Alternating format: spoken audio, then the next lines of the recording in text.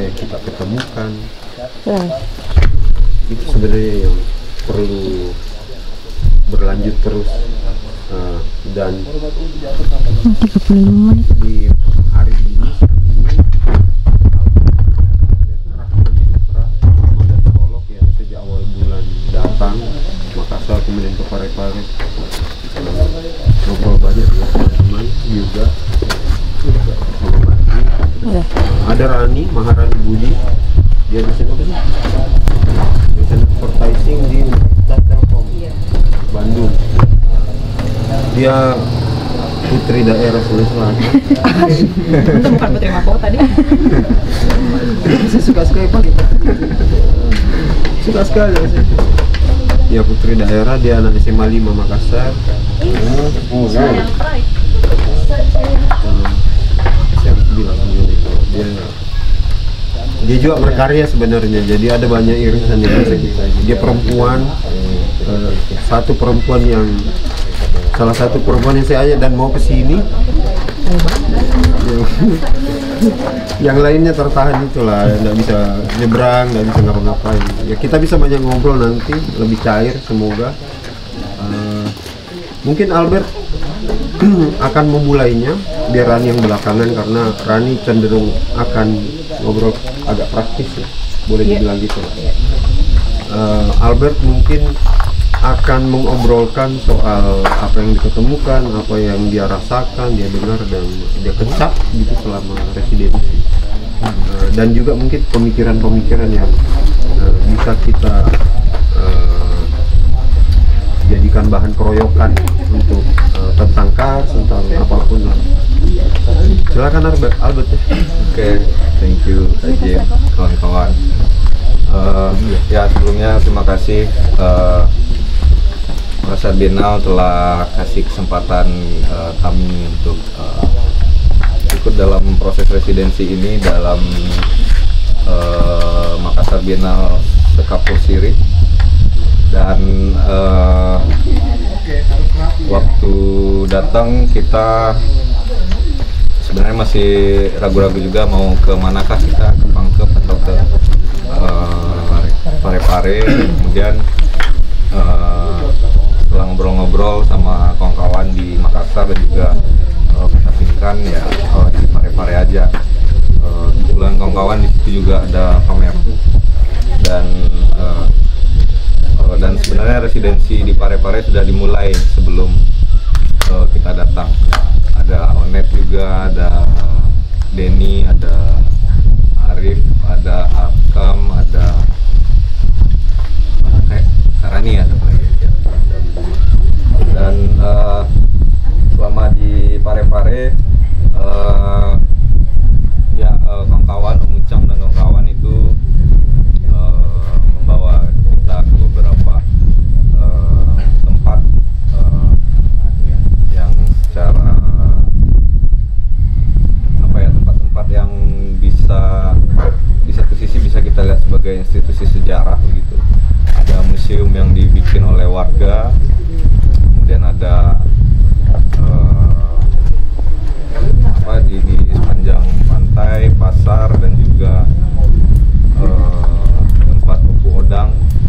Itu adalah salah satu Thomasnya tokoh masyarakat di sana.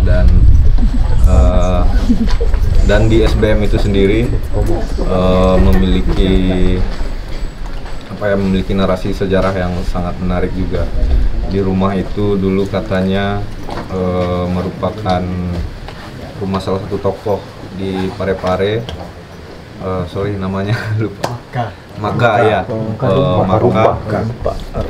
Dan pernah banyak yang menginap di situ, termasuk Soekarno, terus si Badri,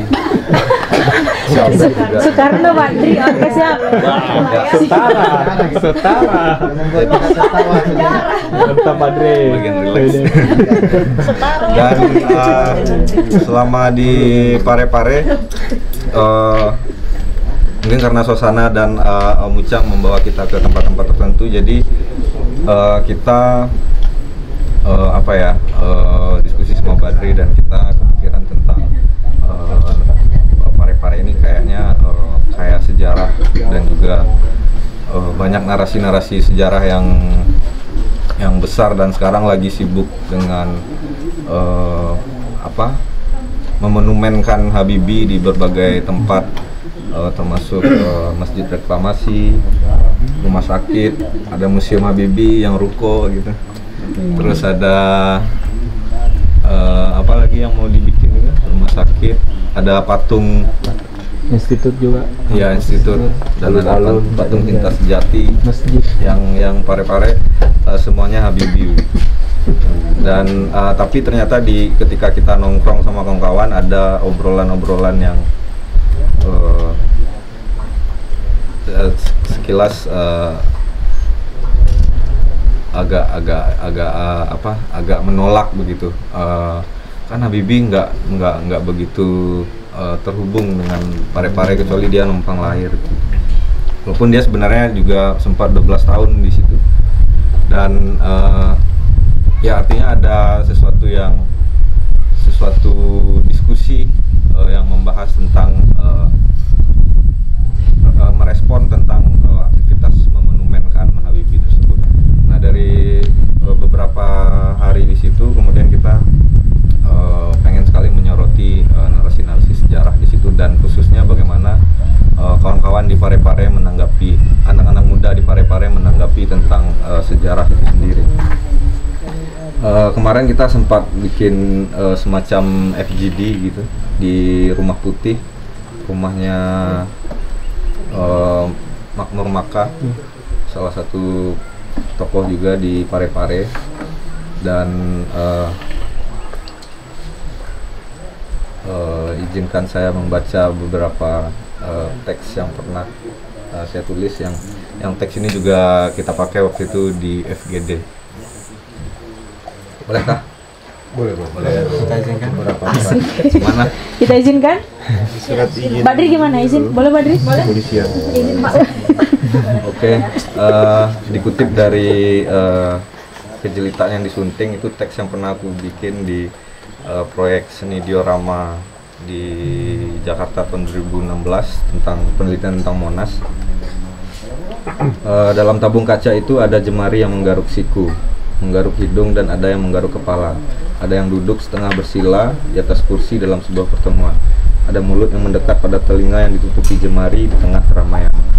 Ada yang menunjuk-nunjuk, ada yang tertidur di tengah rapat, ada yang mengintip dari luar jendela sebuah pertemuan. Gestur itu terlihat hampir di dalam setiap diorama kaca di Monas. Dalam narasi sejarah yang terputus dan penuh distorsi yang disampaikan pada kami, generasi 2000-an. Gestur itu teridentifikasi sebagai diri kami sendiri setelah pembesaran-pembesaran yang kami lakukan menggunakan teknologi kamera, melompat di batas pagar tabung kaca. Pembesaran dari narasi arus utama tersebut menjadi target rangkaian oleh saya dan kawan-kawan bersama teknologi kamera dan kemungkinan zooming yang memungkinkan kita melihat hal-hal yang terkurung dalam tabung kaca itu. Kami tumbuh sebagai generasi yang tidak mengalami peristiwa itu secara langsung. Kami seolah mengalami situasi dengan keberadaan infrastruktur yang menempatkan sejarah sebagai sebuah objek formalitas dalam menyelesaikan ujian-ujian di sekolah. Dan itu membuat saya merasa cukup terpisah dari narasi yang dihadirkan di diorama Monas. Ya, walaupun diorama di museum sebenarnya memang dipersiapkan untuk kita yang tidak mengalami sejarah itu. Pemikiran kami dipusatkan oleh aksi para akademisi yang menunjuk bukti-bukti sejarah, menolak yang lainnya, memutuskan kambing hitam, menentukan pahlawan, dan sebagainya. Membangun imajinasi, konspirasi canggih, tanpa sadar kami membicarakannya sebagai sesuatu yang eksotis. Pengunjung diorama Monas cukup ramai dan beragam. Beberapa datang bersama teman, pacar, keluarga, rombongan, anak sekolah, ataupun sendiri. Ada pula beberapa di antaranya melihat diorama secara acak. Mereka terdiri dari beberapa kelompok yang tidak dipandu, hanya memilih tabung kaca yang ingin mereka lihat saja. Beberapa memahami teks pendamping yang dituliskan di depan tabung kaca. Beberapa hanya melihat dan mendengar cerita dari pembimbing atau pemandunya. Beberapa hanya menikmati keindahan-keindahan visual. Beberapa pengunjung lainnya mengeluarkan kamera, lalu memotret dan berfoto di depannya. Sekelompok anak muda mulai berdiri membelakangi tabung kaca diorama, mengangkat kamera atau smartphone-nya dan mengambil potret diri mereka yang berada di luar diorama itu sendiri. Melihat hasilnya sejenak lalu mengulanginya berkali-kali, melanjutkan tindakannya ke narasi visual lain yang menarik bagi mereka, kemudian melakukan seleksi lalu publikasi. Aktivitas ini terlihat sangat performatif. Dengan sendirinya pengunjung menentukan narasi dan menghubungkan diri mereka dengan sejarah yang menjadi latar pose mereka secara swadaya. Beberapa waktu lalu saya dan teman-teman dengan bantuan lensa tele menemukan hal-hal yang janggal dalam diorama. Ada 3 pasang kaki yang tergeletak di sudut tabung kaca. Yang belakangan kita juga sadar banyak orang-orang dalam diorama itu berdiri miring, tidak simetris. Ada juga yang ngomong sendiri, ada juga yang memegang pedang buntung. Mungkinkah si pembuatnya lalai, tapi masa bodoh. Lalu masih bersama kawan-kawan kami melihat sebuah vending mesin dipertukarkan dalam sebuah suasana transaksi di pelabuhan,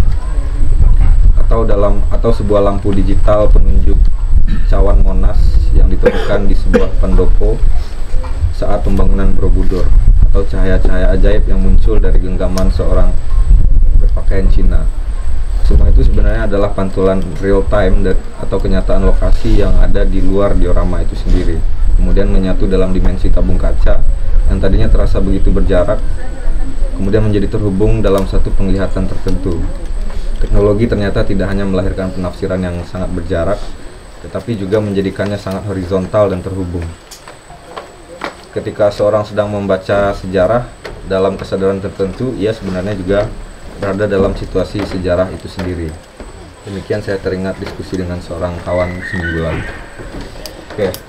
Itu penggalan teks yang waktu itu saya dan Badri jadikan pengantar dalam diskusi. Dalam hal ini saya dan kawan-kawan menyoroti bahwasannya kita dari generasi yang sekarang itu seringkali bukan seringkali sih, tapi terputus pada narasi sejarah yang sangat jauh begitu, dan kemudian kita hanya mempelajarinya di sekolahan dan kita tidak benar-benar mengalami sejarah itu. Dan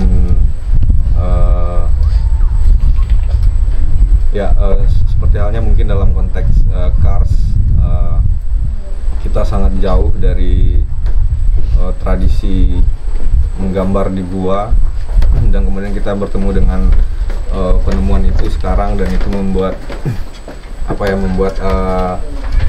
kita saling membangun spekulasi sendiri tentang apa yang terjadi dengan gambar-gambar itu. Atau mungkin setelah diskusi malam pada hari pertama itu, sambil terpisah-pisah kawan-kawan membangun fiksinya sendiri tentang Cars itu sendiri. Menurut saya itu sangat menarik dan karena memang seperti kata Om Nirwan juga tadi malam, semua orang bisa membangun narasi-narasi yang menurut mereka yang paling relevan begitu, dan menawarkan narasi-narasi baru untuk Cars itu sendiri. Dan narasi baru itu tidak lantas membunuh narasi yang lainnya, tapi kemudian barangkali narasi yang lebih besar dan narasi yang terlembaga itu yang akan bertahan dan akan menjadi arus utama nanti. Terlembaga dan juga bagaimana ia bisa termasuk dia terinstitusi ataupun dia tersebar dengan cepat, baik itu melalui gosip, musik dan lain-lain. Pandangan-pandangan serupa waktu itu kita diskusikan bersama kawan-kawan di Parepare, karena Parepare itu sangat banyak sekali narasi sejarah, dan beberapa kali kita terjebak membicarakannya sebagai sebuah kejayaan masa lampau saja. Memang secara pengetahuan itu tetap perlu kita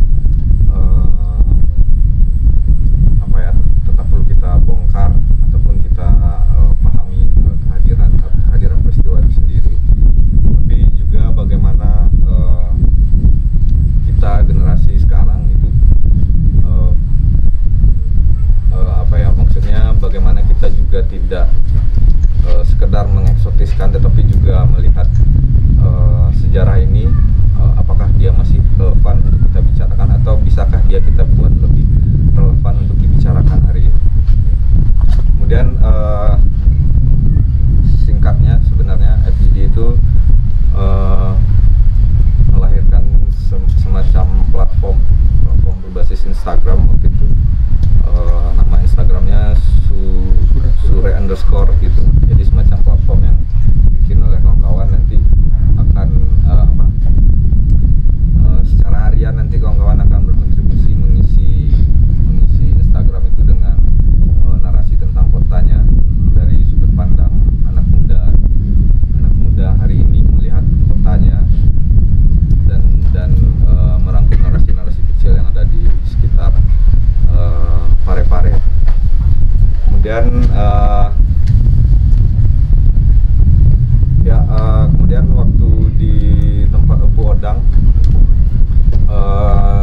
saya dan Badri di situ cukup maksudnya berkali-kali datang ke situ, dan di ruangan warung kopi itu sangat menarik sekali karena Empu Odang sendiri di satu sisi dia juga merupakan bagian dari penasehat kerajaan Luwu dan masih aktif sampai sekarang. Maksudnya aura kerajaan itu masih berjalan sampai sekarang, dan di warung kopi itu Empu Odang berkumpul bersama warga di sekitaran situ, berbagi, melakukan banyak hal sih sebenarnya, karena di situ juga Polri juga nongkrong di situ, polisi, kemudian ada TNI juga, orang biasa juga, penjual batu akik,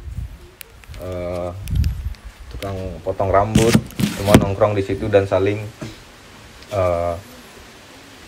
saling ngobrol tentang Parepare itu sendiri, karena mungkin posisi Empu Odang sebagai salah satu narasi besar sejarah begitu, maksudnya karena dia bagian dari kerajaan, penasehat kerajaan, dan dia jadi juru kunci silsilah di kerajaan Luwu.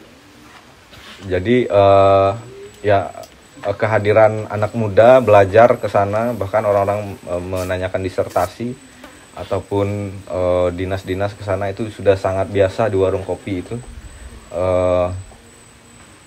Dan terlihat sekali dengan bagaimana bapak-bapak yang ada di situ merespon kehadiran kita.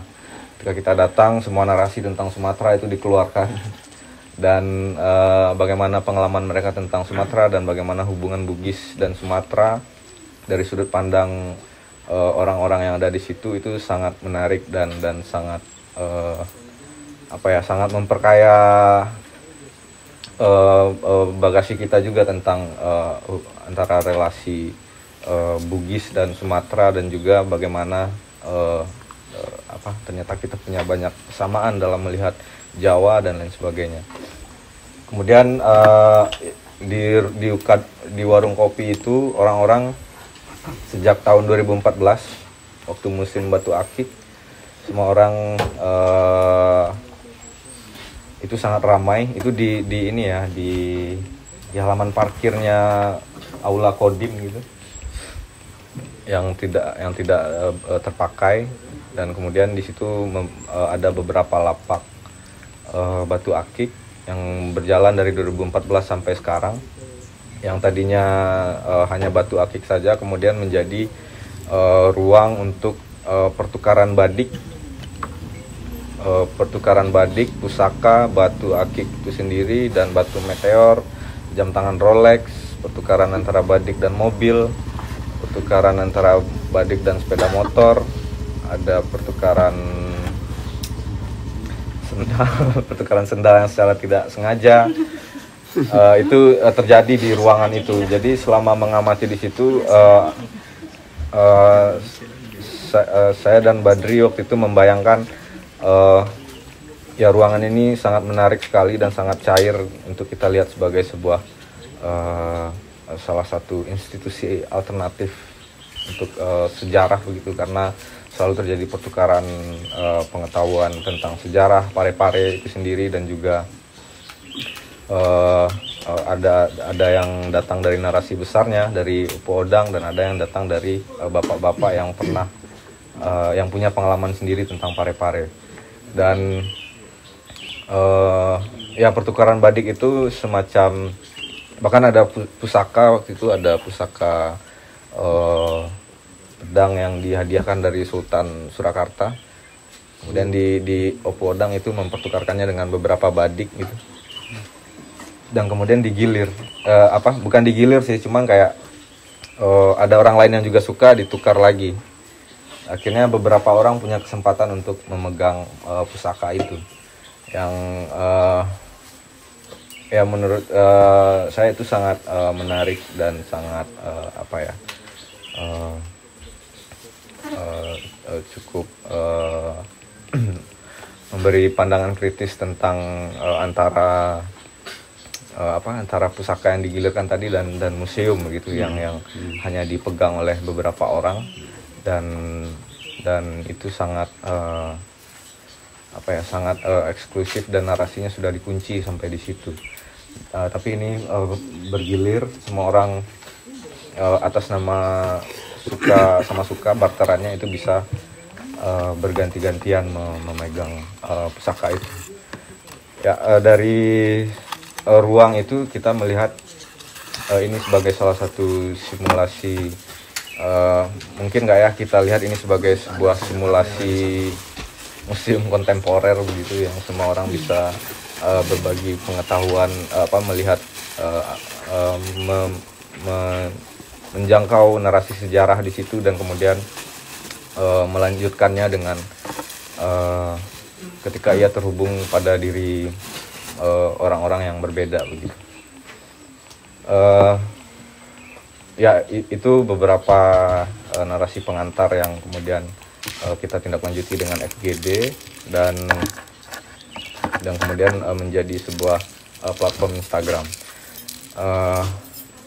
Ya, kurang lebih dalam proses residensi itu saya sangat tertarik dengan narasi sejarah publik dan bagaimana anak muda menanggapi sejarah yang sangat berjarak dengan mereka. Mungkin itu dulu. Mungkin Badri ada tambahan? Tambah nggak?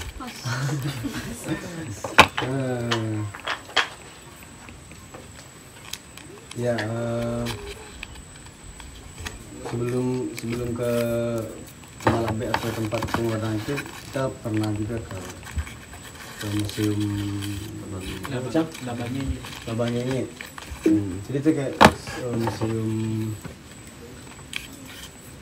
pribadi yang koleksi itu banyak museum. Suasana ya. Jadi menarik juga sebenarnya kalau pertama kita masuk ke situ, kita harus isi token listriknya dulu karena Untuk menyalakan lampu. Iya, untuk menyalakan lampu. Dan kita lihat kondisinya itu juga sih. Ya, masa peralihan akan direnovasi gitu, dan ada juga barang-barangnya yang sudah, maksudnya yang terjatuh dan tidak dibenarkan lagi. Ada juga yang ini kamera pertama, ada 2 kamera di posisinya sama dengan kamera yang mungkin beberapa puluh tahun yang lalu, yang nggak posisinya nggak sama gitu. Kemudian ada juga Al-Quran tulisan tangan yang dibiarkan saja termakan rayap beberapa lembar. Ya, terus si pemiliknya ini dia punya koleksi dia punya album foto yang menurut kita cara dia mengambil foto itu punya kesadaran bahwa ini akan dilihat lagi oleh maksudnya perbedaan nggak, kalau kita lihat yang barang-barang itu sudah dimuseumkan, artinya terkunci, tapi dia malah membiarkan itu jatuh atau menambahkan yang lainnya gitu, yang mungkin tidak seumuran dengan benda-benda lainnya gitu, menambahkan itu, dia semacam memperbaharui juga gitu. Kayaknya di awal tahun atau akhir tahun ini gedung itu akan direnovasi dan diganti lemari-lemarinya, gedungnya gitu. Bedanya sama di tempat penggodang itu, ya kita sebut museum memberikan pengalaman pada kita masing-masing untuk merasakan barang yang memiliki narasi-narasi masa lampau gitu. Dan ya kayaknya kita punya jatah lagi untuk merasakan yang sedang ada di tengah-tengah kawan-kawan gitu. Dia tidak berhenti, dia bisa ya mungkin saja narasinya akan bertambah ketika barang itu sudah di tangan ke-4, ke-5, ke-10, 12 gitu. Ya menarik sih praktek itu yang mungkin juga kita bisa adopsi ke apa gitu. Terus di FGD itu kita juga ya teman-teman di Astagfirullah, kok nama di Setangkai Bunga Maka. Setangkai Bunga Maka, maksudnya kebiasaan Karena barusan perpisahan jadi udah kita lupakan. Maksa loh kalau lupakan. Ya kebiasaan teman-teman juga dari awal kita lihat teman-teman sudah suka berbagi pengalaman, suka berbagi cerita, lelucon juga, dan ya kayaknya kita memantiknya itu sebagai kayak melihat sejarah dengan hari ini gitu, yang tidak berjarak, yang mungkin kita juga bisa berinteraksi dengan masa lampau. Ya. Ya itu yang menarik ya dari tadi Badri, soal interpretasi tiap generasi bisa berbeda-beda. Pindah tangan tadi itu tafsirnya bakal mungkin berbeda ya. Apa ya, kalau menghubungkan kayak begitu sebenarnya kayak ingat pelajaran waktu SD dulu kan, yang muncul itu kan yang gua leang-leang sebelum ada Kartini belakangan itu, bukan itu yang ada, tidak disebut tahunnya tapi ya purbakala pokoknya. Setelah mengunjungi leang-leang saya baru tahu itu 5.000 tahun sebelum Masehi. Yang menarik ya, dia cuma menjadi contoh dari sekian begitu banyak contoh yang harus diakomodir oleh Depdikbud, Departemen Pendidikan dan Kebudayaan, di buku teks gitu. Jadinya juga pembacanya bakal hanya menyebut bahwa ada temuan, lokasinya di sini sudah 5W1. Nggak pakai H. 5W aja. 5W aja. Nah,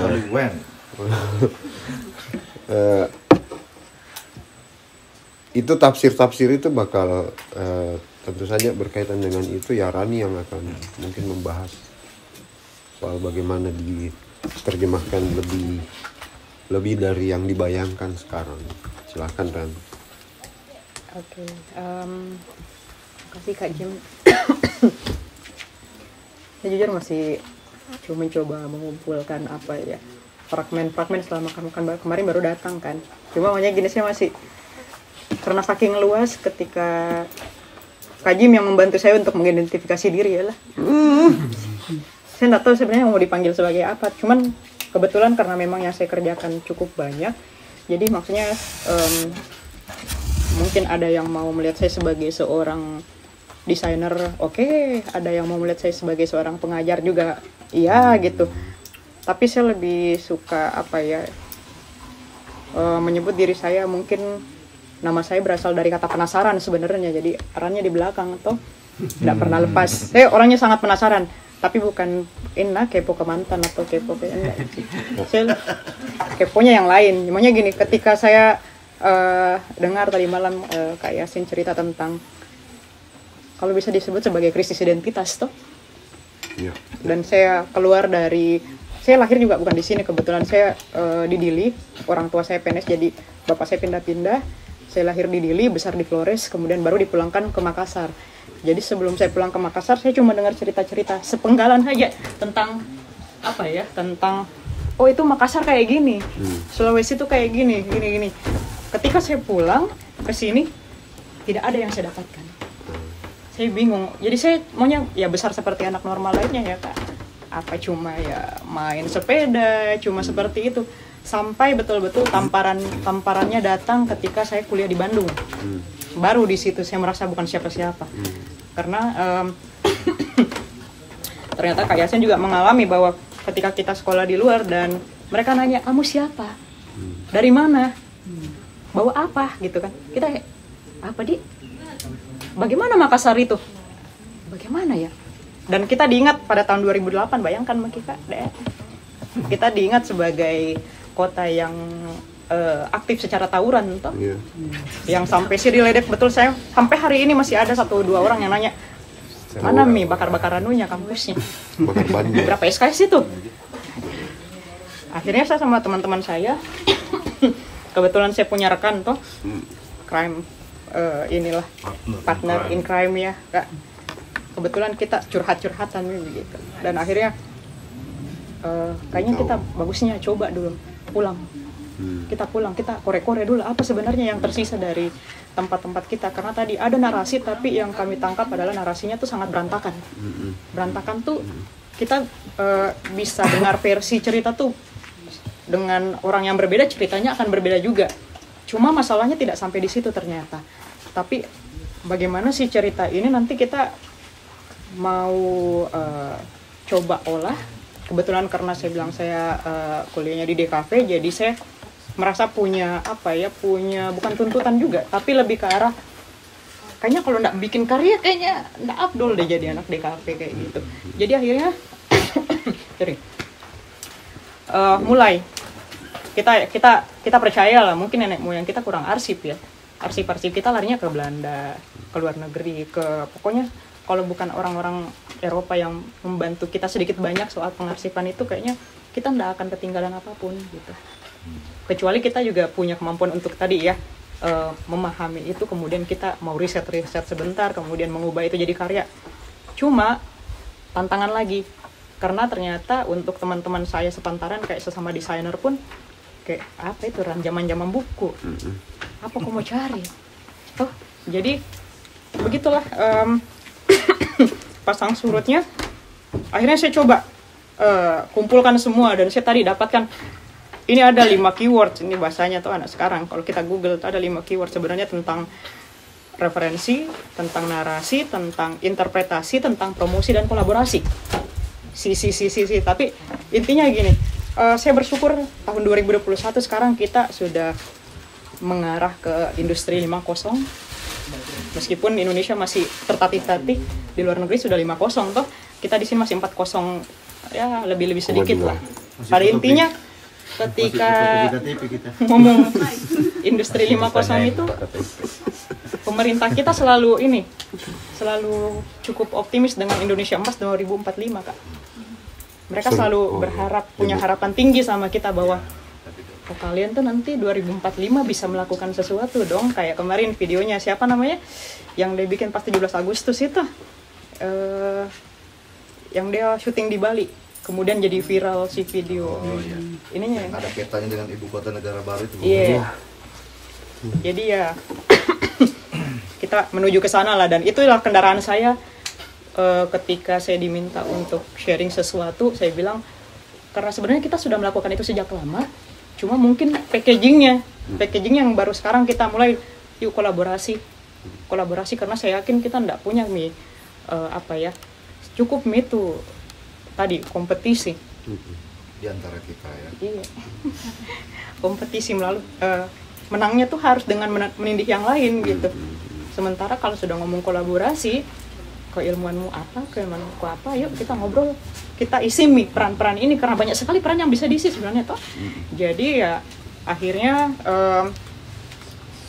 kebetulan rezeki saya harus mengajar di kampus, saya melihat itu sebagai peluang. Saya bilang, oh ya cocok, saya mau bikin pusing dulu anak-anak toh. Jadi dan itu kenyataan yang tadinya cuma asumsi, dan ketika saya menghadapi mahasiswa generasi kalian mungkin ya, mereka bingung dan lebih parah karena krisis identitas, sementara tuntutan globalnya sudah ada, brand artisan naik.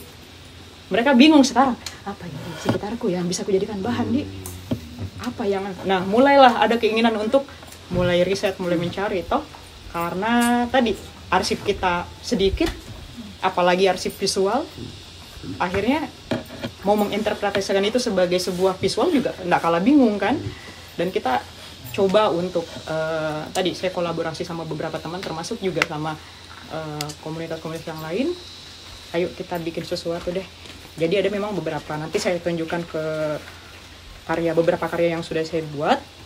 Dan mungkin kalau dalam konteks sekarang Makassar Biennale di Sekapur Sirih Maritim ini, karena kita kebetulan lagi backgroundnya lagi di Kars, gimana caranya mungkin materi-materi yang kita dapat di sekitar kita ini bisa kita kumpulkan, kita olah, kita interpretasi gitu toh.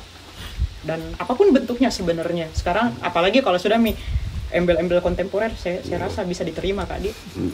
Meskipun ya tadi di dunia yang penuh ketersinggungan ini sekarang orang-orang nggak bisa makin lagi sebebas-bebas, mungkin ngomong kata waria saja bisa jadi kemana-mana tuh. Jadi itu lagi tantangan yang lain. Cuma ya kalau misalnya kita mau pikir terus, tantangannya kan nggak dibikin-bikin itu KW.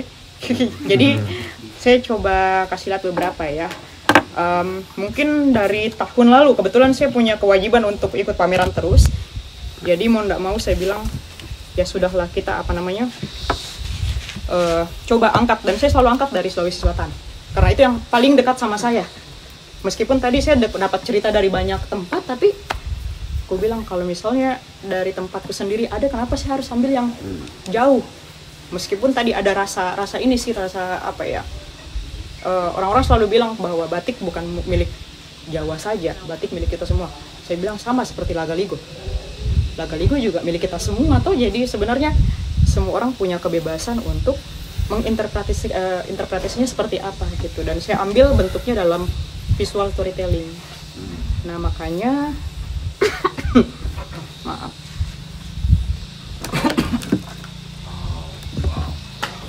Bagaimana ini kelihatan Kak? Nanti ya. Jadi kebetulan saya kemarin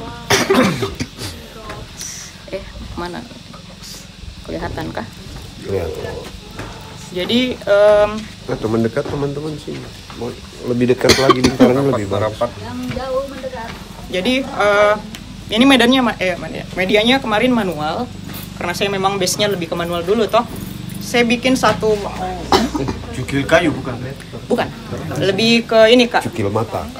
Cukil mata. Belum sampai filmku Cukil kayu, tapi ada jeniatan ke sana toh. Saya besar dengan ini apa namanya? Kita tahu ensiklopedia yang tipis itu apa sih namanya? Yang mereka selalu cerita tentang Renaissance, kemudian tentang seni rupa, perkembangan seni rupa lah. Intinya saya banyak punya pengaruh tetap dari Eropa. Saya lihat yang model-model ini toh grafiknya kemarin seperti apa, dan saya suka sekali itu, tapi saya pengen kontennya dari sini. Bisa nggak seperti itu? Jadi saya bikin riset sama teman saya, kebetulan kita sudah bereksperimen dengan Lagaligo selama 10 tahun terakhir, dan kita sepakat memang yang paling seksi di Lagaligo itu selalu dari pusatnya dulu, pohon wulan rengeng kita tadi malam toh. Dan gimana sih pohon wulan rengeng ini mengikat semua elemen-elemen dalam Lagaligo, termasuk 3 dunia yang dipisahkan. Jadi seperti itu Mi. Jadi kemarin misalnya saya mencoba menantang diri saya untuk pertama bisa nggak saya bikin seni rupa yang detail, karena jujur saja saya suka sekali menonton kayak Da Vinci Code, yang konspirasi gitu. Saya bilang meskipun belum sampai di sana, tapi saya punya keinginan untuk itu. Saya pengen orang 2 kali untuk lihat karya itu dan dapat mungkin pemaknaan yang berbeda. Meskipun balik lagi kalau misalnya dia bentuknya visual sih, yakinlah akan kemana-mana. Orang akan membawa record mereka ketika mereka memaknai sesuatu toh. Apa yang dilihat mungkin sama Kak Jim dan apa yang dilihat sama Kak Nirwan akan berbeda. Tapi it's okay. Karena itu tujuannya toh, supaya orang akan punya nanti pemaknaan yang sendiri-sendiri dan terserah apakah pemaknaan itu kan nanti akan jadi output buat produk kreatif yang lain. Entah jadi film kah, animasi kah, komik kah. Karena saya pikir tadi kalau misalnya saya mau cerita tentang Lagaligo yang tebalnya seperti ini saja dalam buku, biar saya tidak kuat juga. Tapi kalau misalnya saya bentuknya seperti ini, setidaknya orang kalau saya mau pakai ilmu advertising, sekarang tuh ada metode yang paling sering saya gunakan namanya AISAS. Jadi AISAS ini dia metode dari agensi Dentsu dari Jepang. Dia bilang sebenarnya kalau kita mau menarik sesuatu atau dalam hal ini adalah konsumen, pertama kita pakai attention-nya dulu. AISAS toh, AISAS. Sorry. Jadi attention-nya, kita ndak bisa berpikir bahwa orang akan paham apa maksud kita kalau kita ndak attention mana, lihat dulu ini. Kalau kita sudah gagal, pastikan media ndak akan sampai di tahap-tahapan selanjutnya. Yang pertama attention, yang kedua interest. Ada orang yang mungkin kayak kita di jalan toh nyetir, tiba-tiba ada ya apa itu kerumunan, attention dapat. Pertanyaannya adalah apakah kita akan singgah, ikut, dengar apa yang dikatakan oleh penjual obat itu, atau kita cuma lewat saja. Kalau kita bisa dapat yang kedua, interest, dengan membuat orang stop dan apakah orang Indonesia apa lagi toh? Mau kecelakaan, mau tukang obat, mau apa, singgah dulu. Buaya apakah putih itu? juga, buaya putih. Iya. Kayaknya begini Jepang. Lihat. Jadi kalau si interestnya dapat, ada S-nya, search. Mereka akan mulai, apa itu? Ada pertanyaan selalu, apa itu search? Aku cari deh. Apa keywordnya kah? Tadi saya bilang Lagaligo. Pada saat kita berurusan dengan digital marketing, kita akan familiar dengan istilah hashtag, keyword, bahasa-bahasa kah sekarang toh. Jadi kita harus membekali karya kita dengan tadi, jangan cuma bikin karya lepas selesai gitu. Tapi gimana sekarang tahapannya itu dengan karya ini, saya jualan karya ini gitu. Meskipun bukan yang harus dibeli dulu nih karya aku, NFT ya, mungkin 50 juta boleh lah gitu, tapi enggak, minimal mereka tahu dulu apa gagasannya ini. Jadi di search itu tahapannya mereka sudah dapat, mungkin baru habis masuk di action. Apa yang kita mau? Apakah kita mau mereka cukup melihat selesai? Apakah kita pengen mereka dengan ini mereka cari lagi apakah kenapa ada ayam gitu, kenapa ada rusa, kenapa ada kenapa di sini ada kampung di tengah pulau, kenapa ada ini, kenapa? Itu yang pengen, kalau dalam studi kasus yang ini ya pengenku sih seperti itu. Jadi orang-orang dengan melihat karya ini mereka selalu 2 kali saya lihat ada lagi pertanyaan baru, 3 kali saya lihat ada lagi pertanyaan baru, ada terus pertanyaan yang bisa muncul. Dan akhirnya mereka mulai mencari tahu mau nggak mau apakah minimal ini, kenapa anaknya ada 1, 2, 3, 4, 5, 6, 7, kenapa hiu, kenapa ada ikan pari di belakang, kenapa ada begini, kenapa ada begitu. Jadi saya pakai dalam pengkaryaan saya pakai ilmu advertising. Meskipun tadi base-nya dari seni rupa, kemudian masuk ke DKV atau komunikasi visual, tapi saya coba sekarang, saya tidak mau karya saya cuma berhenti di tahap orang menikmati selesai. Saya pengen mereka share. Boleh enggak? Share tolong postinganku misalnya. Kasih tahu orang sebanyak-banyak bahwa budaya kita tuh punya seperti ini gitu. Apalagi misalnya kalau kemarin-kemarin sih antusiasme dari misalnya dari dunia luar, di luar Indonesia mereka jauh lebih wow, ini sesuatu yang baru lah, apa mungkin mereka cari konten juga toh. Tapi setidaknya saya melihat itu sebagai peluang, bukan sebagai kendala, karena saya menemukan banyak orang yang melihat itu sebagai kendala gitu. Dan saya pikir gimana caranya mau maju kalau lihat semua orang sebagai paku, kita akan bertindak sebagai palu toh terus gitu. pukul. Tapi kalau misalnya kita melihat itu sebagai peluang, ya saya pikir bisa-bisa saja tandem. Tadi industri 5.0 atau balik lagi ke manusianya. Ini yang pertama. Aduh, sorry. Saya batuk-batuk terus. Ini yang pertama. Kemudian yang kedua, Share.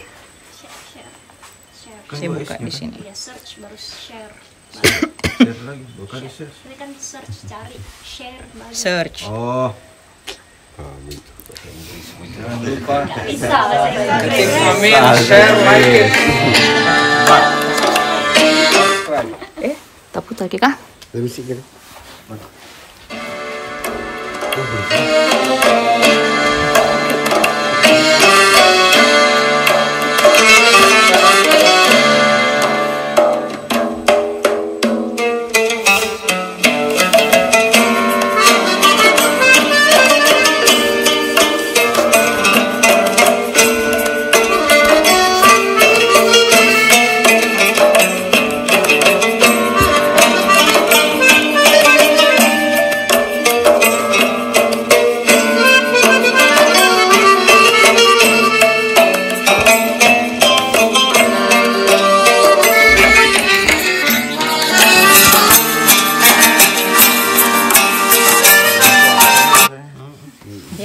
Bulan puasa. Iya. Tinggal di Dengan hati Bimbo. nih.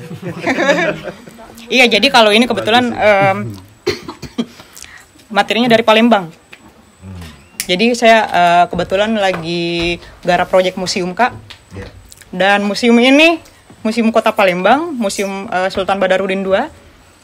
Mereka tuh cuma punya 700 koleksi yang bisa dibilang mungkin cuma setengah yang artefak.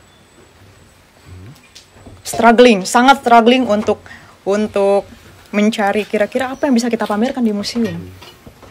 Padahal ceritanya banyak.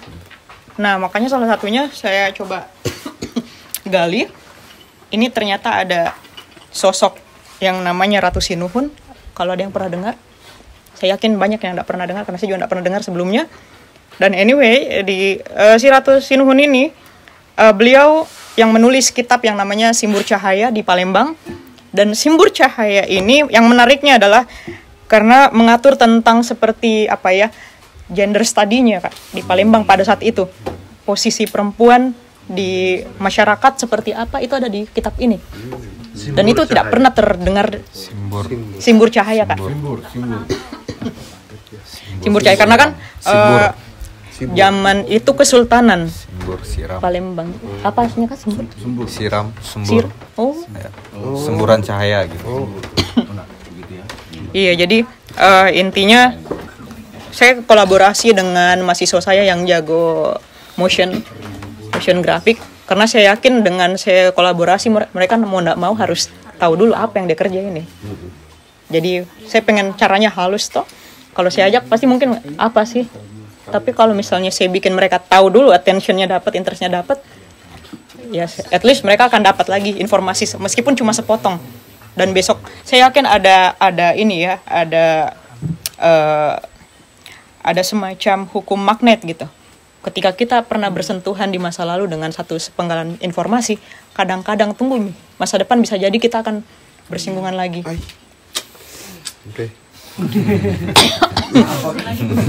Oke. Itu yang kedua. Yang kedua toh. Oh, kita balik lagi ke Sulawesi. Yang ketiga. Oke.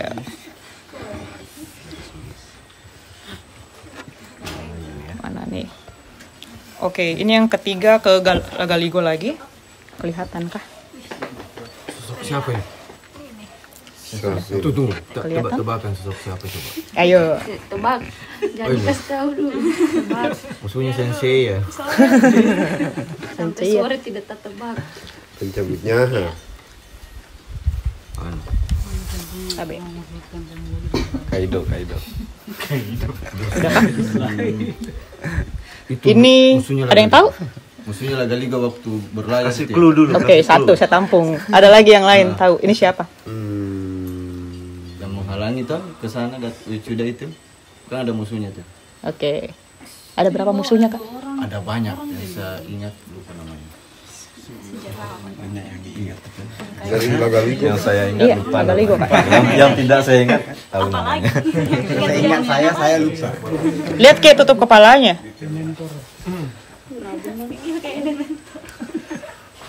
Lihat Ki tutup kepalanya. Iya, ini. Lihat Ki. Daku dari 3 dunia itu dari dunia atas. Terus Ayo, bisa ya nih. Sedikit lagi. 2%. Yang bawah itu perahu ya? iya. Yang bawah ada sosok mungkin kalau bisa saya scroll. Anjungan perahu kan? Benar. Haluan ya namanya. Ini kalau kita mau lihat yang di bawah ini. Detailnya tuh. Perbandingan antara yang ada di perahu sama yang ada yang sosok ini. Saya kira 2 orang. Terus. Oh, macam tuh. Jangan perahu. Oke. Waktunya habis. Ini Paresola namanya. Setan Paresola. Paresola itu dia adalah tentara apa ya? Saya bilang setan di. Dia adalah tentara arwah lah yang ditugaskan untuk membantu Sawari Gading. Karena ketika Sawari Gading menghadapi 7 musuh toh di lautan, kan naik terus tingkatan musuhnya. Makin terakhir makin susah. Dia sampai putus asa nih, dia bilang, aduh, nggak sanggup kak ini manusia lawan. Dia minta kepada dunia atas untuk mengirimkan bala bantuan. Diturunkan ini setan Paresolanya dengan, aduh, mengganggunya di batu kok. Tapi intinya gitu, karena dia berupa setan api. Nah, bagaimana caranya? Silakan kita interpretasikan setan api. Bagaimana cari setan api deh? Visualisasinya dicari di mana? Kalau bugis itu. Itu kalau misalnya waktu menginterpretasikan itu misalnya apakah sudah menghilangkan misalnya kan ada di film Hollywood itu yang naik motor itu kepalanya. Ghost Rider. Ya, Iya. sudah Pasti ada pengaruh kak. maksudnya dari kita sendiri apakah mau menghilangkan dulu yang di sumber di barat itu untuk ini gitu. Mungkin masuk referensi. Oh, referensi. Referensi. Saya harus punya referensi. Itu saya pikir bagus itu. sosok ini. Kak, kalau misalnya gini, itulah kenapa kalau saya pribadi sama mahasiswaku selalu kita itu kayak mau masak, kalau cuma bahanmu cuma beras, kau mau bikin apa? Nasi? Apa lagi? Rengginang kali bisa. Tapi kalau kau punya beras, kau punya telur, kau punya ayam, kau punya makin banyak referensi, pasti interpretasinya bisa jadi lebih kaya. Jadi selain pemakan segala, saya juga penonton segala. Jadi semua saya nonton, termasuk kayak tadi referensi untuk membuat sesosok setan gitu kan, yang kalau bisa nih setan jangan orang lihat dan langsung asosiasi ini pasti setan dari Eropa atau dari mana. Apa yang harus saya harus pertahankan, apa yang harus saya lepaskan, apa yang harus saya tambahkan gitu. Nah itu saya pikir kesulitannya paling besar di situ. Apalagi dengan visual referensi yang sangat sedikit. Lagaligo ini dah. Kecuali, nah kebetulan teman saya si Louis itu, beliau secara tekstual beliau lebih menguasai tentang itu. Jadi caranya tuh kerja seperti ini, saya harus dengar dulu cerita dari Louis. Saya duduk dulu berdua atau misalnya saya teleponan, dia ceritakan dulu deskripsinya apa. Oke, setan Paresola itu dia melayang-layang tentu dengan jumlah yang sangat, mulai misalnya imajinasi tak ada kayak pelukis gaib gitu yang syukur nggak ditutup di mataku. Cuma karena saya sudah nonton Lord of the Rings, saya nonton Hobbit, banyak Mika. Begini kah? Tapi ada satu saya pikir yang penting adalah proses verifikasi. Karena itu misalnya jalan sama Louis kak. Bukan apanya, karena sudah verifikasi itu sudah ini Mi. Saya bilang sudah kompak Mi. Kan bisa jadi mungkin saya kerja sama Kak Jim. Kak Jim begini kah? Enggak mau kak yang begini, mau kak yang begini. Nah kebetulan saya sama rekan saya itu sudah apa yang saya pikirkan, apa yang dipikirkan sama dia. Termasuk nanti soal Meong Palo, sang yang seri. Karakter-karakter itu baku dapat Ki. Dan termasuk saya bilang, kan kadang-kadang kan saking sibuk saya bilang sama Louis, cari muko yang lain. Maksudnya sibuk kak. Dia bilang, Ran, komunikasinya bisa jadi beda-beda lagi. Kalau kau kan maksudnya, Ran mau kak gambar kucing, oke, begini, saya suka Itu jauh lebih menghemat waktu, efisiensi toh. Tapi kalau yang lain dia bilang harus lagi jelaskan dari awal. Karakter unyunya kayak bagaimana, karakter lucunya seperti apa, karakter sangarnya seperti apa. Dan biasanya yang saya suka dari Louis adalah ketika dia kan ekspresif anaknya ya. Jadi ketika saya kasih lihat, Lul, begini, dia merinding kak. Biasanya itu saya suka efek-efek seperti itunya. Jadi saya merasa berhasil gitu kak. Saya merasa berhasil mengeluarkan apa yang dia ada kepalanya toh, dan saya tuangkan dalam bentuk visualisasi. Ini yang ketiga dia.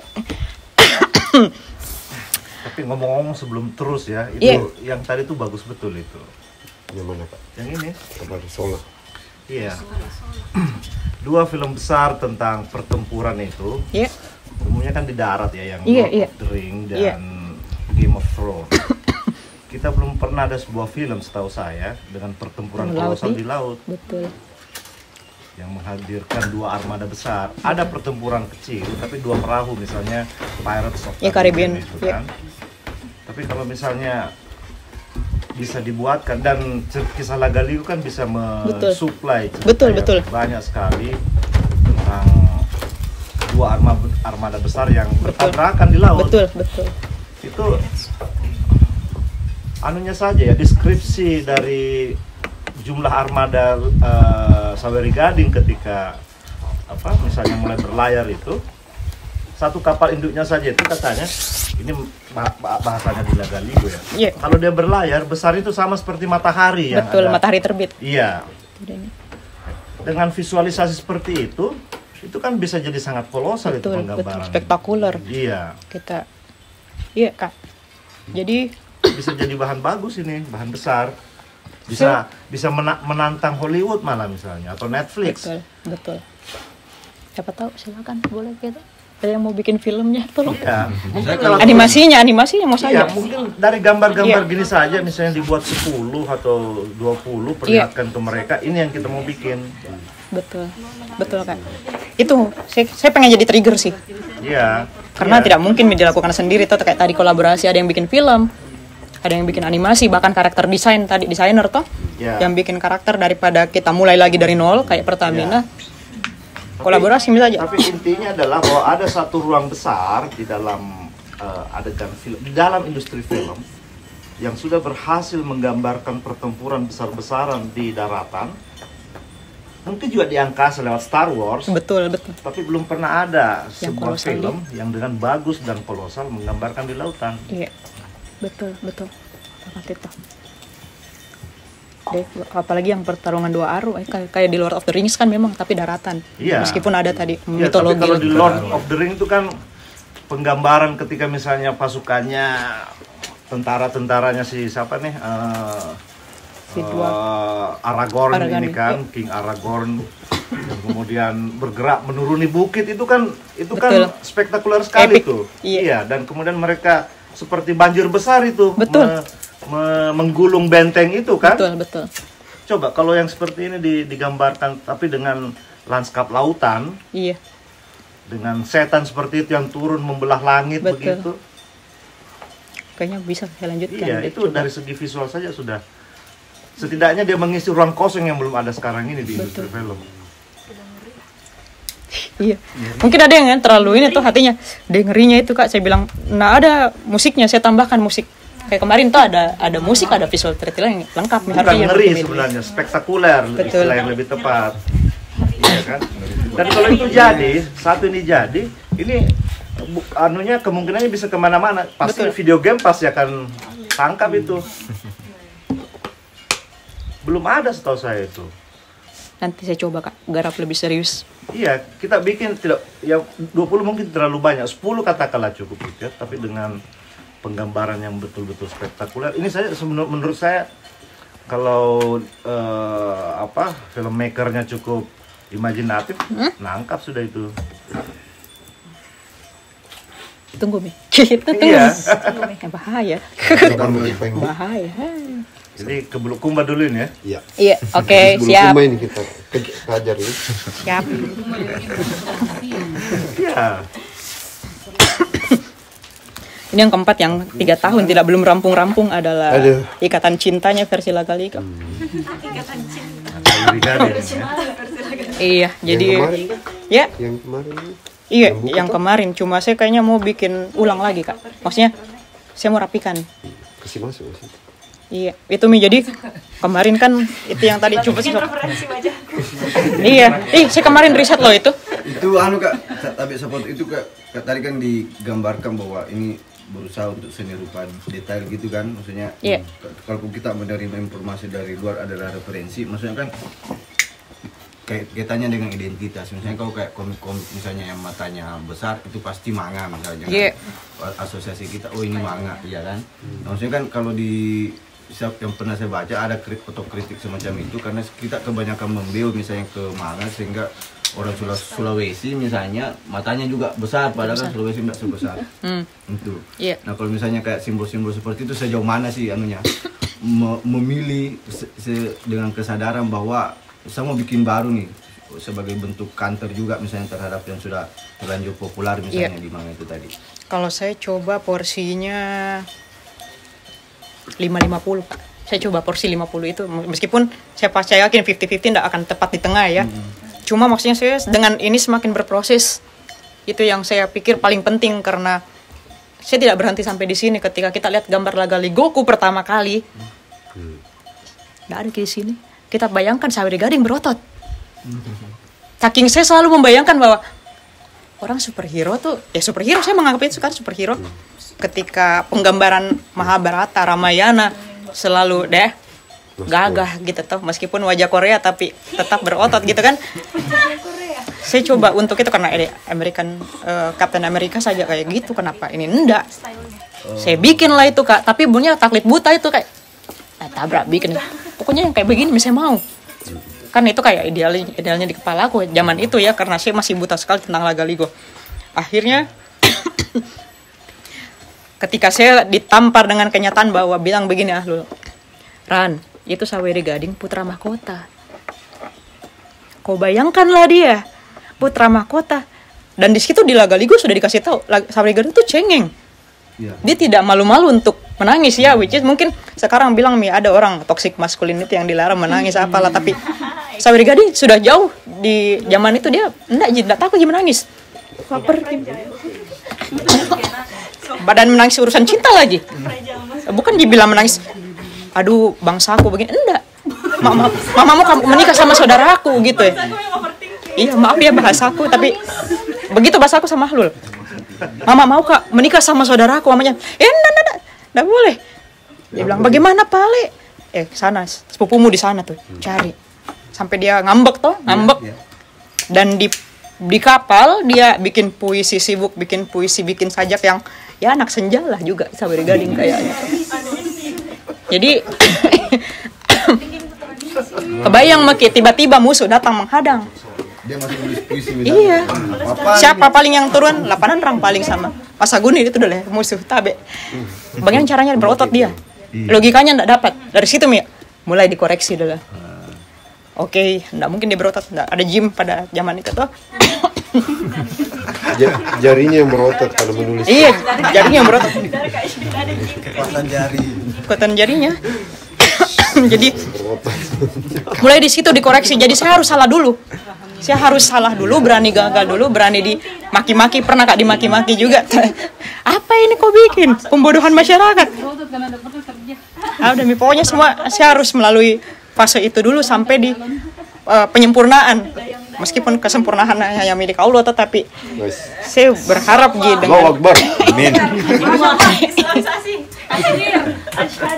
Iya. Jadi masih perbaikan terus Kak. Ketika ada nanti besok-besok ya. Juga agak mengkerut kayaknya sini karena sih begitu. Agak-agak tebal kan tuh matanya. Iya. Insomnia bro. Iya jadi begitu Mi. Makanya sekarang mungkin lebih ke arah seleksi bahan.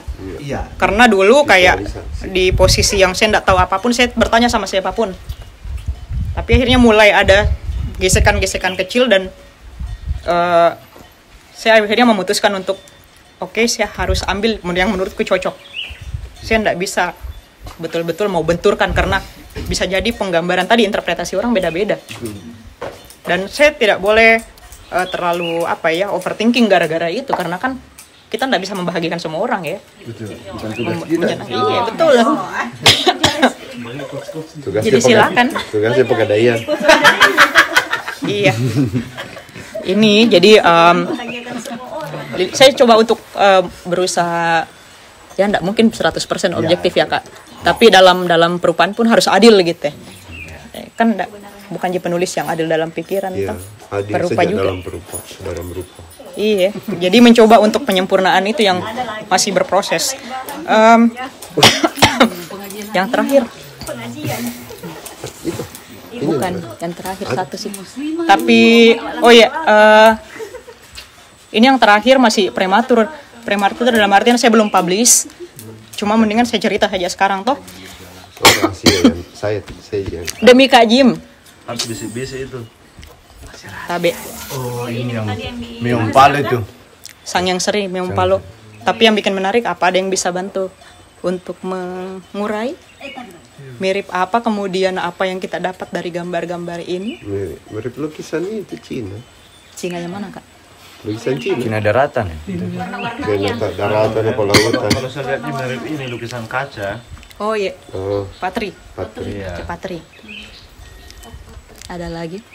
Itu yang hitam oro itu ya. Maksudnya kan ada itu oro. Yang hitam yang mana? Itu. Mana? Ini? Ini? Iya. Itu ada yang tadi ente oro yang di Kita lihat dari visualisasinya, pakaiannya. Familiar Ki? Papua. Ya, seperti anu ya, Dewi Kwan Im anunya itu. oh, Inka Dekat lagi. Kristi. Aduh. Iya, ketahuannya generasinya deh.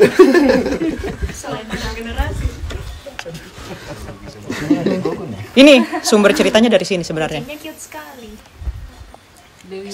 Saya sama Alul kasih judul ini Kelahiran La Kakao. Kakao.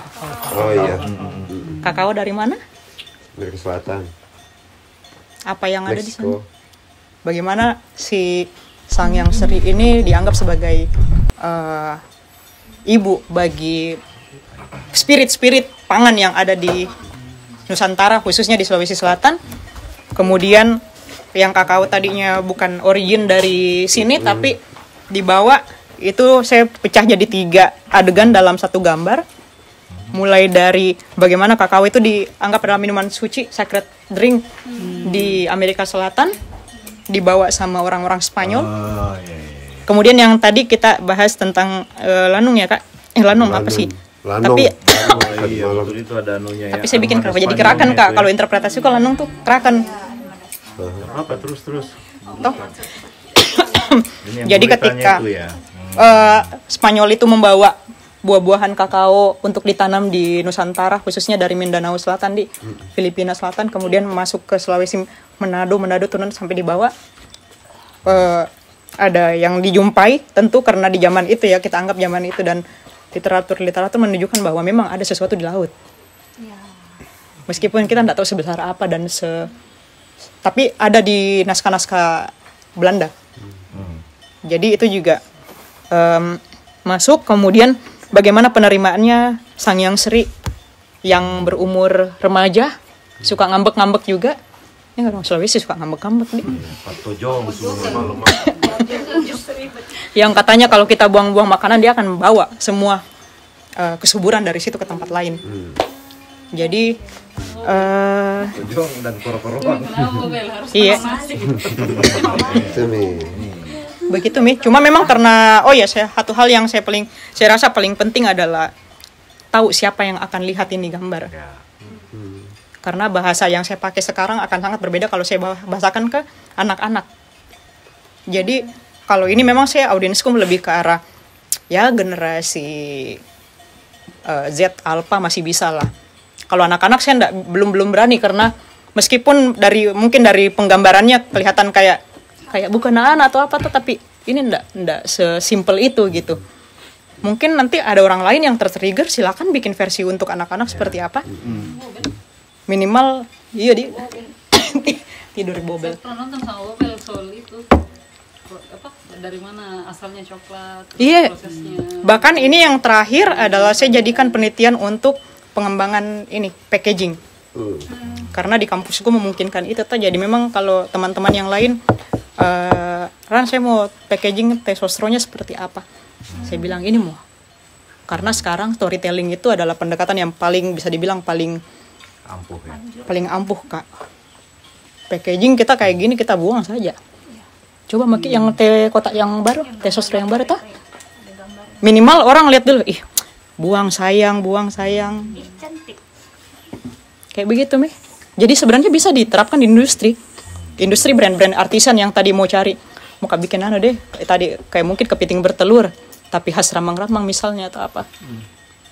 Pakai kearifan lokal dari sini. Tapi tadi mungkin ada porsi yang harus diperhatikan ya, Kak, karena kan sejujurnya kalau yang dilakukan pemerintah tak banyak bablas gitu. Jatuhnya eksploitasi jadinya kan tidak tahu. Termasuk misalnya ya mungkin yang paling klasik di Bali, ketika tarian-tarian itu yang harusnya memang sakral sekarang dijadikan hiburan, ada bule tari, ada ini tari, ada tamu segala macam menari lagi. Hilang nih, esensinya hilang. Jadi mungkin mengetahui porsinya, paham porsi, dan balik lagi selalu kembali ke riset. Desainer biasanya nge-skip itu, Kak, toh. Maka kadang-kadang kayak apalagi yang mulai paling basic lah, logo, bikin layout. Bilang, Kak, bikin gratis, enggak apa-apa aja. Karena risetnya ada yang kita bayar itu risetnya. Bukan masalah bikin grafiknya. Bukannya ini sih, tapi bikin grafik tuh relatif jauh lebih mudah daripada bikin riset. Termasuk ya tadi kita kumpulkan konten apa yang kita lihat, mungkin buat orang lain tidak terlihat tapi buat kita sesuatu itu yang paling susah, kepekaan itu, observasinya. Gitu deh dari saya, Kak. Terima kasih, Ran. Ada langsung mau nanggap tambah tanya-tanya. Kita dulu tadi banyak sekali codoknya. Saya Perlu pantik dulu tuh. Giliran tadi malam Sindrili nggak jodoh. kan nggak ngerti. Ini nggak bisa bahasa Makassar. Iya deh, saya juga menonton Jako dong. Nggak menger, Kak. Nggak ngerti Makassar. Baik teman-teman, saya kira banyak tadi itu prototipe yang kami tawarkan di sini. Jualan. Yang ambil tender.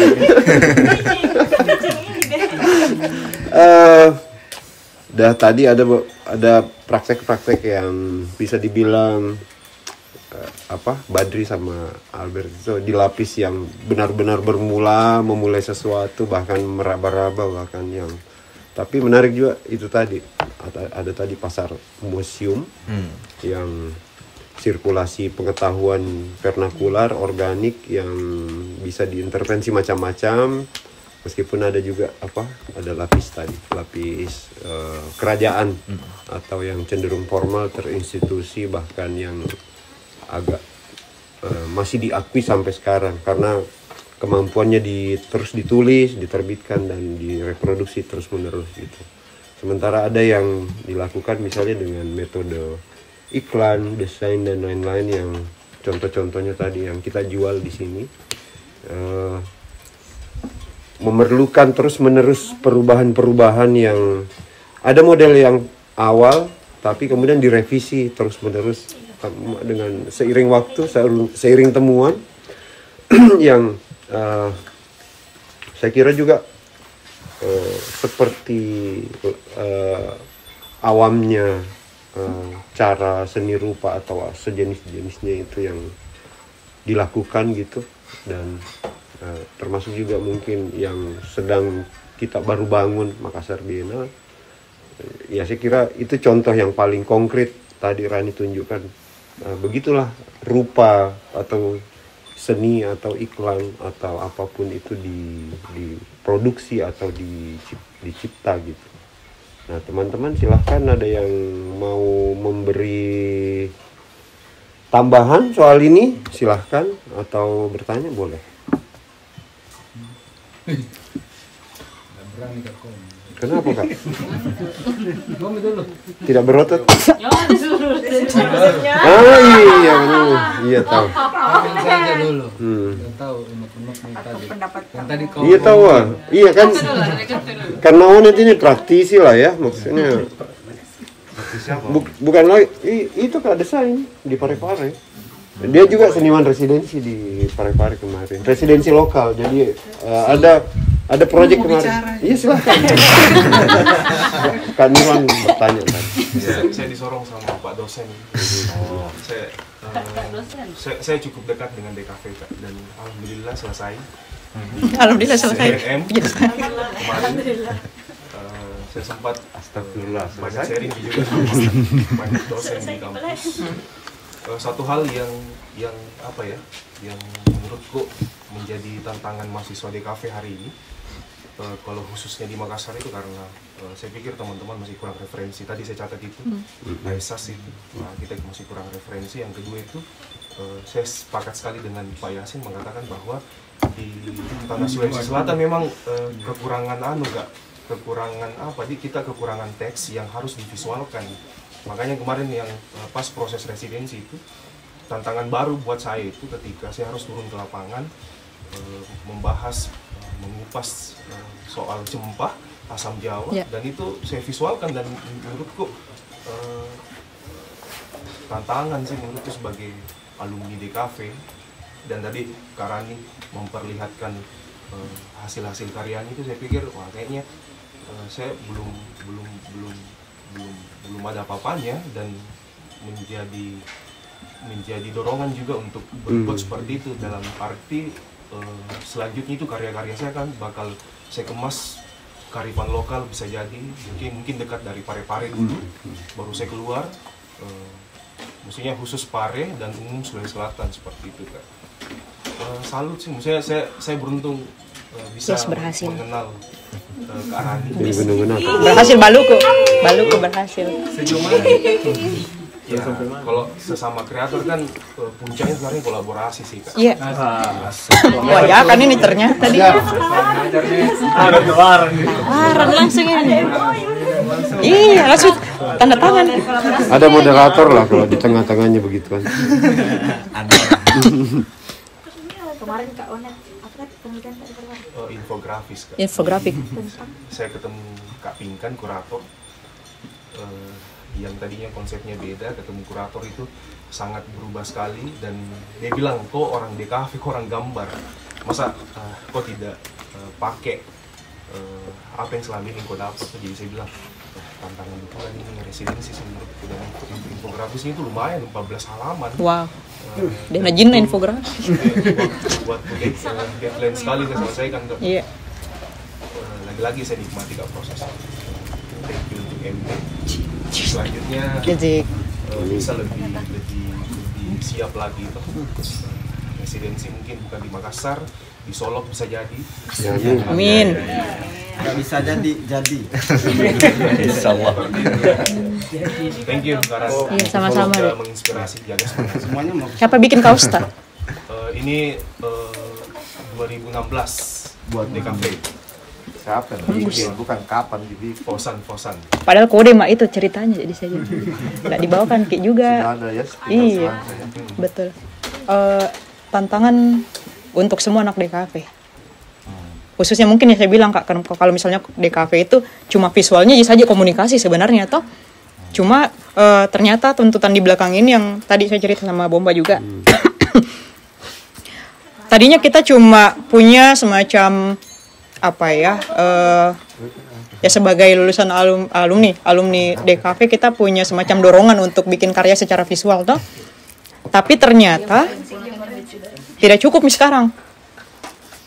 Tapi gimana sih karya itu bisa kita sampaikan sampai betul di kepalanya siapa yang mau melihat itu toh, karena ada kebutuhan. Balik lagi, Bomba tanya apa bedanya seni sama desain Kak. Aku bilang gampang Ji.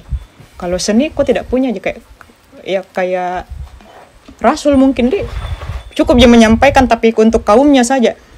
Tapi kalau kau desain, selama desainmu tidak bisa mengubah orang, ya mohon maaf, gagal desainnya. Bikin kayak meja tapi tidak bisa berdiri mejanya, ya itu apa? pamerkan saja di galeri gitu kan. Orang mau bilang A, B, C sampai Z juga ya hak yang melihat, tapi tidak ada bukan jadi gangguan buat iya, bukan jian. Desain nggak bisa gitu. Tadi kita butuh bantuan kurator untuk menyeleksi, apalagi kalau semakin berpengalaman kuratornya pasti dia paham. Dan kita kan berproses terus tuh penyempurnaan yang tadi. Itu yang terjadi adalah saya bilang kalau tantangan di mahasiswa saya adalah mereka cepat puas. Nggak sabaran dan cepat puas. Jago Mika, dapat banyak proyekan bikin apapun ya, mau logo gini, dan mereka langsung loncat ke langsung ke output. Ini saya bilang, mana sketsamu? Saya sudah biasa Bu bikin logo. Saya bilang, saya tidak butuh logomu, saya butuh prosesmu. Standar suksesnya berdasarkan berapa banyak dia mendapatkan latihannya tuh, itu dia sebenarnya. latihannya. Karena yang kita bayar itu yang kita bayar dari desainer adalah prosesnya dia. Ketika saya bisa selesaikan sketsa 10 menit, orang-orang gitu, saya bayar ini berapa ini? 10 menit Jeki bikin. Anu mau dah 100.000, bilang kayak 10 tahun saya bikin 10 menit begini. Bayar modalku selama 10 tahun saya, karena bisa jadi orang lain ndak punya bukan ndak punya, tapi punya proses yang berbeda. Tapi kalau di prosesku akhirnya saya yang lebih adjust ke klien. Misalnya klien gini, bukan lagi tanya berapa Vita, tapi saya yang tanya ke klien berapa Vita. 50.000, saya akan kasih kisah harga 50.000. Berapa modal tak? Iya, berapa modal tak? Kayak mau kan. Begitu ya. Berapa persiapan tak? Ditanya begitu. Jadi karena kalau kita yang mematok, desainer yang mematok ada dua. Yang pertama desainnya pasti bingung. Mahasiswa itu sudah klasik banget itu yang dia tanya, Kak berapa sih harus kasih harga ini ke klienku? Saya bilang jangan kok. Kasih apa yang menurutmu worth untuk dikasih ke klien. Jangan kasih effort 100 kalau kok cuma dapat 50, mohon maaf. Kapitalis juga sih, tapi nggak bisa kehidup kalau bukan kayak seniman. Beda prosesnya dengan seniman, tapi ketika desainer akhirnya kita belajar menyesuaikan tadi porsi-porsi itu yang harus semakin banyak proses, semakin banyak eksperimennya, trialnya itu semakin banyak kita terasah untuk oke. Tadi kalau misalnya kliennya anggaplah kita mungkin bersinggungan dengan Ciasar, misalnya Tonasa, tiba-tiba saya mau bikin, bisa ndak kau bikinkan Kak saya branding Tonasa bersinar apakah, tapi saya mau sisipkan dengan kars-kars yang ini supaya orang tahu bilang itu Tonasa tuh care banget loh sama bisa jadi Kak. Dan ketika kita sudah jalankan ternyata dibilang saya nggak mau, saya mau di depannya kars ini logonya Tonasa besar sekali 80% kalau bisa. Kita yang kayak, dan biasanya desainer ada di posisi itu galaunya. Cuma ya itu Tommy kesulitannya pekerjaan kita atau tantangannya pekerjaan kita di situ. Bagaimana caranya? Mungkin ada yang bilang, kalau teman-teman saya banyak yang akhirnya saya nggak mau terima proyekan kayak begitu. Kak, aku rasa galau Kak, nggak enak Miss. Kalau saya sih kalau kau nggak ambil, orang lain yang ambil, itu Ji. Dan ketika orang lain yang ambil bisa jadi lebih buruk daripada yang kita coba upayakan. Nego-nego yang ke klien tadi, apalagi yang karena bahasannya sudah industri, bukan lagi ngomong ini kan tadi cuma lebih banyak ke arah ketika saya punya saya punya privilege sebagai seorang akademis, saya harus pameran, saya harus bikin penelitian dengan sokongan dana dari kampus, gitu kan bisa Kak sesuaikan. Tapi di industri kenyataannya tidak seperti itu.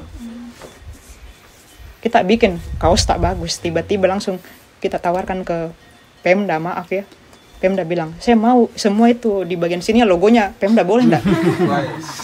Berat itu ya. Berat.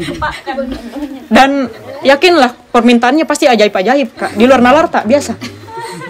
Itu yang kadang-kadang buat orang sepele, tapi kalau saya pribadi kok kita punya dua, dan kemampuan negonya desainer itu yang dibutuhkan kalau sudah kayak gitu toh. Karena kebanyakan mahasiswa merasa, apalagi kalau desainer ya kita di belakang meja Jeki bikin desain yang bagus. Saya bilang ya kalau mau kok jadi terima perintah sampai mau tua ya enggak apa-apa Jeki. Tapi kalau kita mau jadi desainer yang bawa perubahan, saya pikir kita juga pintar menyelip-nyelipkan yang tadi. Kemampuan kita komunikasi, nego sama klien, apa yang bisa kita bisa kita kompromikan, apa yang tidak bisa gitu.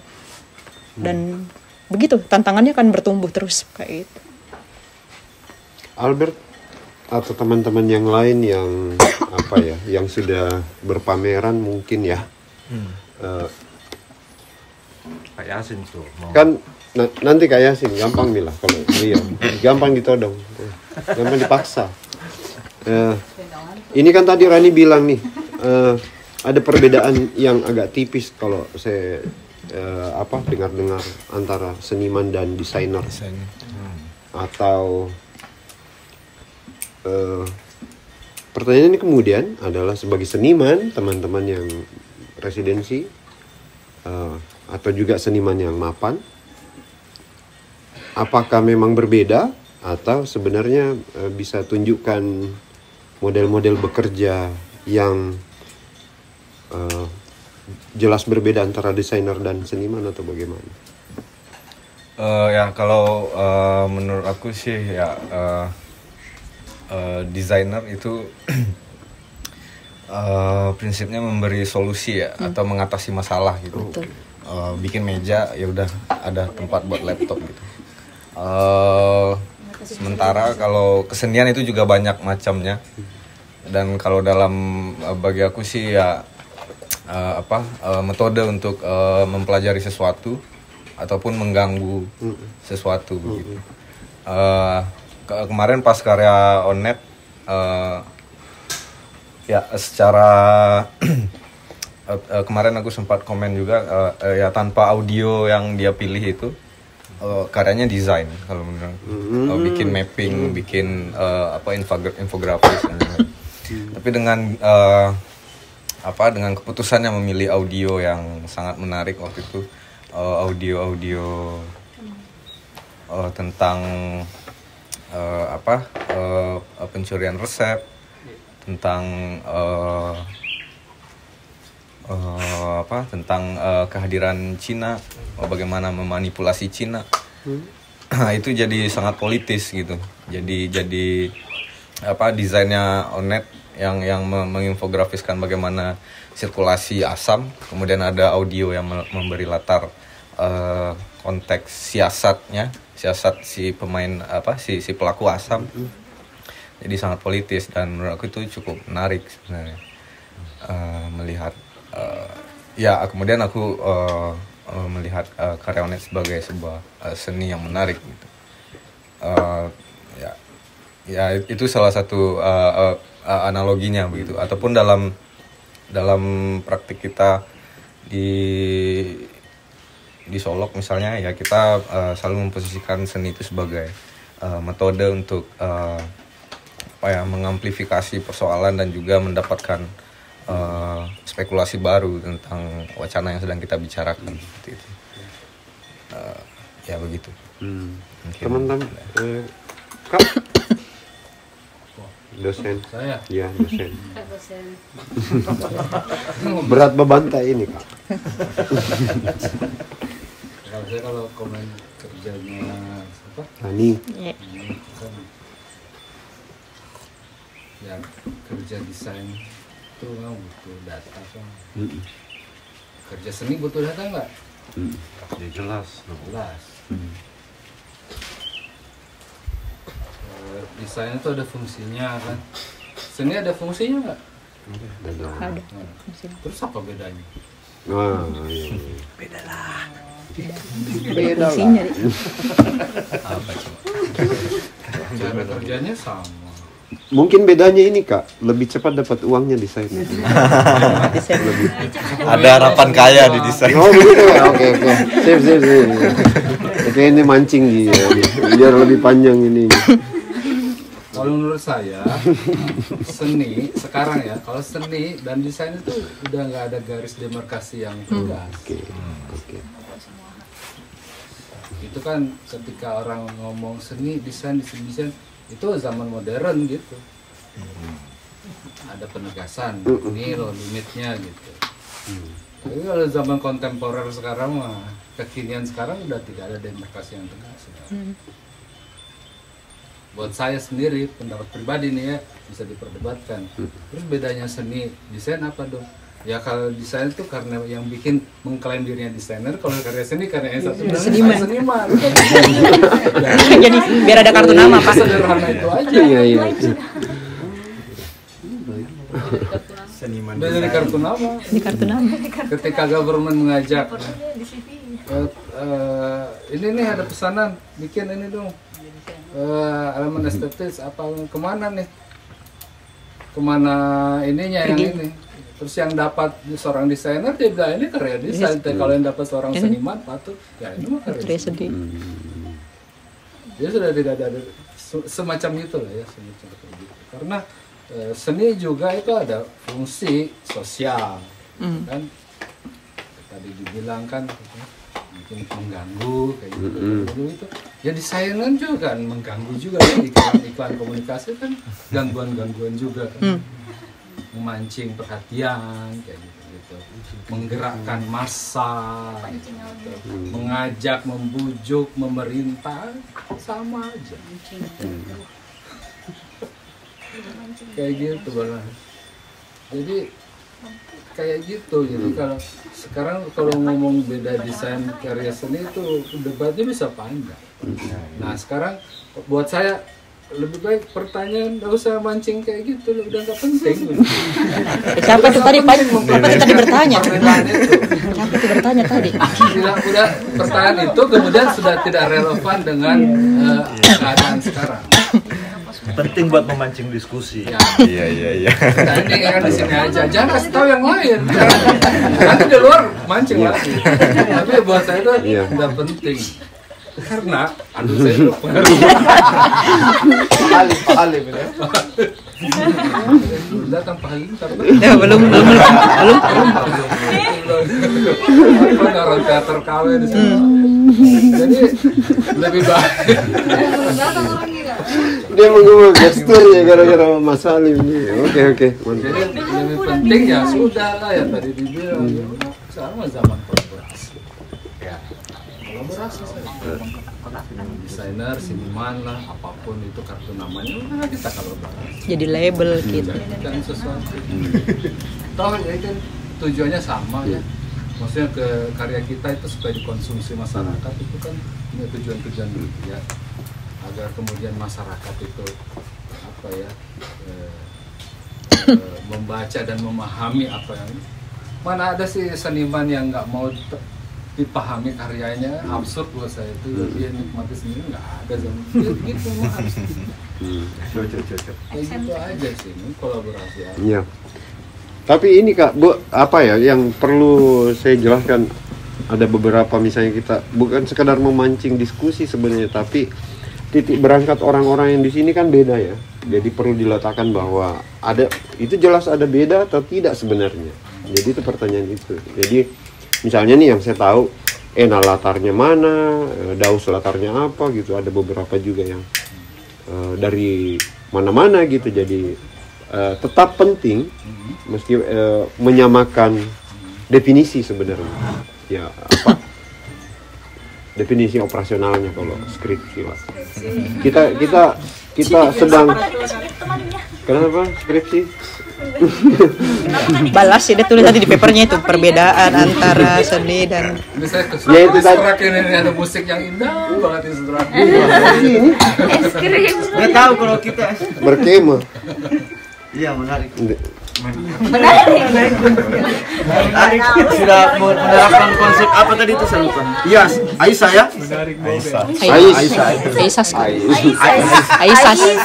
Aisyah.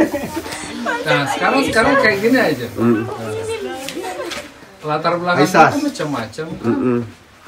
Yang punya pendidikan formal seni berapa orang? Minoritas kan, paling siapa? Tapi apa kemudian kerja ini bukan kerja seni, proses ini bukan proses seni misalnya? Kan enggak juga. Artinya kemudian ya orang akan menilai aja proses itu bisa dilakukan oleh siapa saja. Bahkan banyak katakan dari dunia seni itu seniman-seniman kontemporer yang terdepan tuh yang justru latar belakangnya di desain seni banyak dan asik dan dihargai. Demikian juga desain.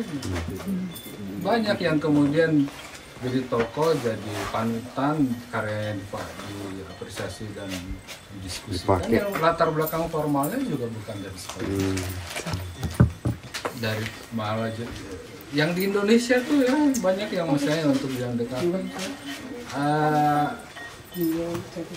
yang awal-awal inisiator itu yang di itu banyak kan malah pendidikannya apa orang marketing, orang komunikasi dulunya ya formal ini, tapi kemudian kerjanya kerja bisa komunikasi nggak masalah. Ini kayak gitu ya lah. Penting orang tuh prosesnya penting itu memang harus ada aspek-aspek yang harus dipenuhi agar itu kemudian dibilang sebagai suatu kerja desain atau desain. Jangan sampai lolos. Itu yang nggak boleh lolos ya proses. Jangan sampai lolos yang warna merah itu. Jangan sampai lolos. Tapi ini kan apa sebelum